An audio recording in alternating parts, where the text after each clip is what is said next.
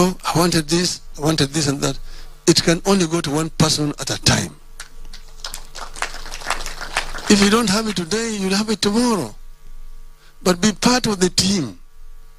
I know that members want to be members of this committee, chairman of this committee, majority leader or minority leader, or want to be a whip, and want to be this and that. If you don't get it, that is not the end of the world.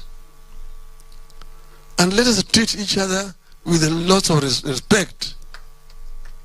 Don't begin, oh, we are the bigger member of this coalition and so on. Why? Being bigger member of the coalition means that you must make concessions to the others. They always say, if you go and ask the German members of parliament, that in a coalition there in Germany, the smaller parties get more than their fair share, so that the coalition can stick together. That is, it's all over the world. So don't abuse your majority and say we must get this because we are the majority party. Because if that happens, then you remain on your own. So let us agree that we want to board in parliament. If you do that, then this coalition will survive, and it will be able to perform its role, and it will also be able to protect those who are not with you in parliament. Within parliament.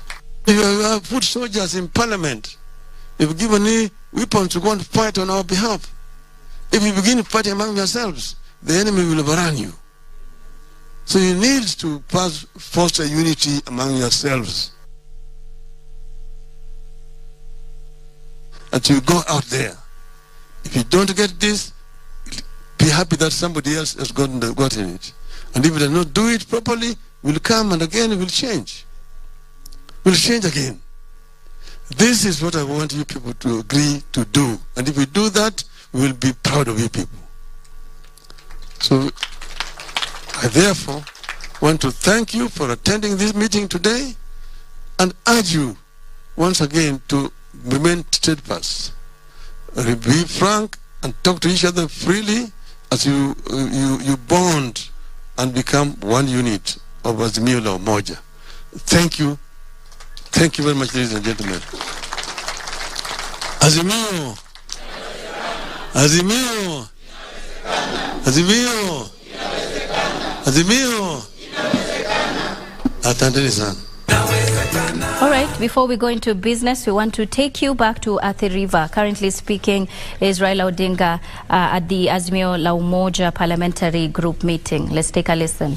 It's a very old, tested tactic in the military, that you divide them so that they become weak and then you can be able to rule them. So if you do not bond and become united, you're going to be ruled throughout the life of this parliament. Yet you have got the numbers, the strength to be able to be the rulers in the house. So let me begin first by congratulating each one of you on your election to lead your people and to make a contribution to the destiny of our country.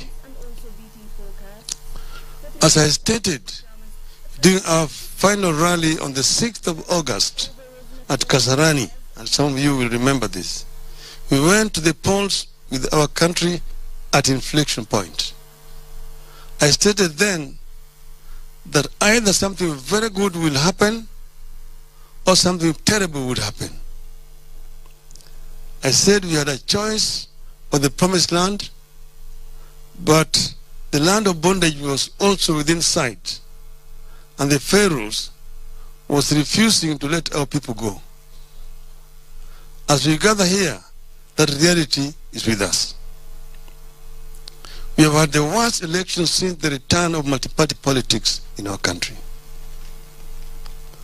At the presidential level, it is not possible to tell whether we had elections at all.